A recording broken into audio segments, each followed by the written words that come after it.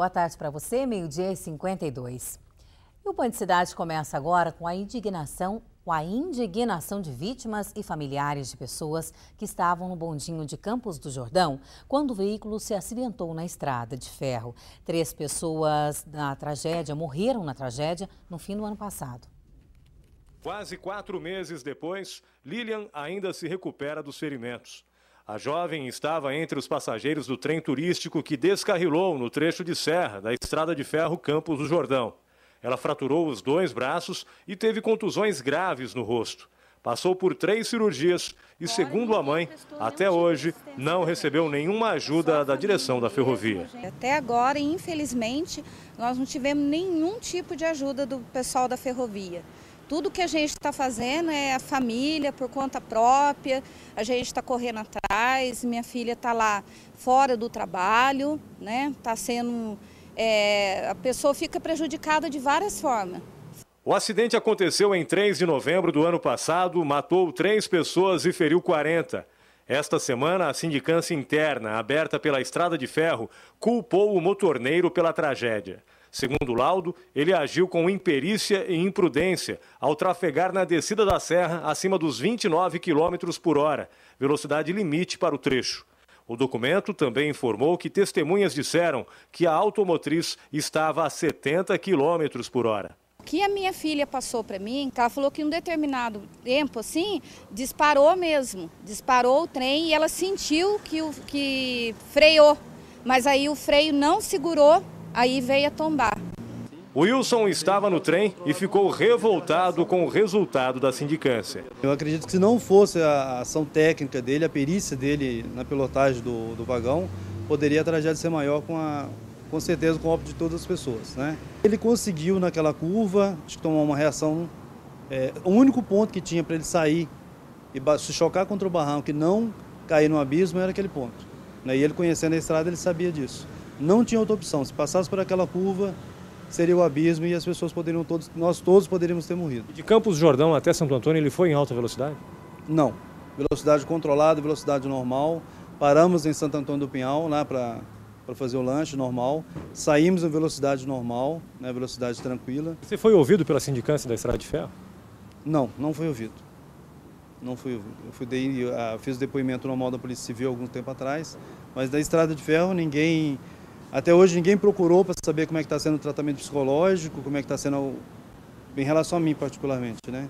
Segundo o governo de São Paulo, entre 2011 e 2012, 14 milhões de reais foram investidos na reforma dos trens e também na recuperação da ferrovia. Isso inclui a troca de dormentes e dos trilhos nos trechos considerados mais críticos. O valor chamou a atenção do Ministério Público de Pindamonhangaba, que entrou no caso para saber onde e como esse dinheiro foi aplicado.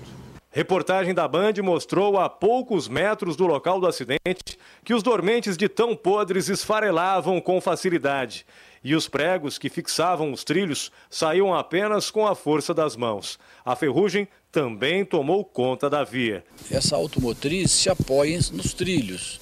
Eles precisam de estar estáveis, porque quando há qualquer movimentação do trilho, você perde a estabilidade.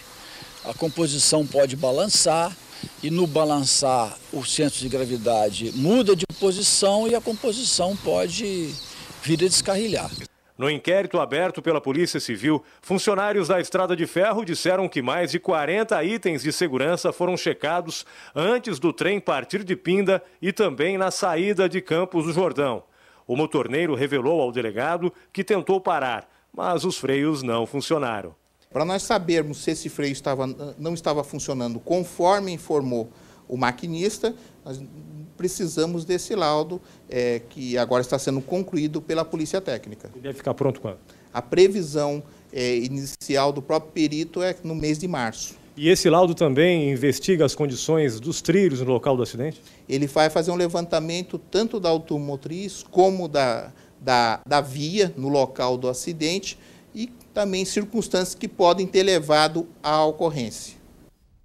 E a assessoria da Estrada de Ferro foi comunicada sobre esta reportagem, mas não quis se manifestar. Já o Ministério Público, por meio do promotor Alexandre Mafetano, disse apenas que ainda vai analisar o resultado da sindicância. O Alexandre recebeu os documentos ontem à tarde, no total são 1000 páginas. 3 caixas eletrônicos em 2 cidades da região foram alvos de bandidos na madrugada de hoje. No caso mais grave, em Guaratinguetá, 2 terminais dos bancos Bradesco e Itaú ficaram destruídos. Os equipamentos ficavam em um posto de combustíveis no quilômetro 60 da Via Dutra, como mostram essas imagens nos enviadas por Luiz Flávio de Oliveira. De acordo com funcionários do posto, 8 homens chegaram fortemente armados em 3 carros e renderam funcionários. Eles fugiram, mas o veículo utilizado na ação foi localizado em um acesso da Via Dutra, na divisa entre Lorena e Guaratinguetá. Ainda não foi divulgada a quantia levada pela quadrilha. A polícia aguarda imagens das câmeras de segurança do posto para tentar identificar os bandidos. E em São Sebastião, os bandidos arrombaram um caixa eletrônico no bairro do Baleia. A polícia ainda não sabe a quantia levada. E um fato curioso é que quando a polícia militar chegou ao local, 2 pessoas recolhiam as cédulas de dinheiro que ficaram espalhadas no chão e que estavam manchadas pelo dispositivo de segurança antifurto. Essas pessoas foram detidas e encaminhadas à delegacia, mas por enquanto nenhum dos acusados pelo crime foi encontrado. E em instantes aqui no Band Cidade, mais notícias da região. Não saia daí, 12h58.